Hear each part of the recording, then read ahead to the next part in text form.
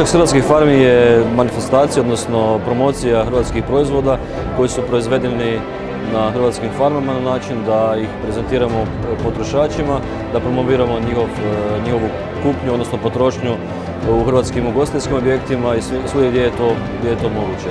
Uvelike podržavamo ovakve manifestacije, smatramo da su od izuzetne koristi da i građani Republike Hrvatske dobe dojam da nema kvalitetnije hrane od Hrvatske, da moraju kupovati hranu iz svoje okoline.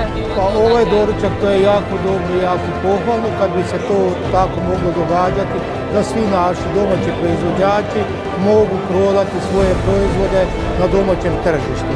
Jer u trgovačke lance kad oni idu, oni propadaju. Pozitivno je to što šira javnost može biti upoznata s proizvodima koje proizvodimo na gospodarstvima, a isto tako i s njihovom kvalitetom. Dobrobit toga je prije svega u tome što se potiče potrošnja domaćih proizvoda koji su svježi, kvalitetni i koji su uzgojeni na našim farmama. A opet kad kupuju hrvatsko znaju što kupuju, znaju da potiču hrvatsko gospodarstvo, hrvatsku poljoprivredu, a znamo i da bogati seljak je uvijek za bogate građanine.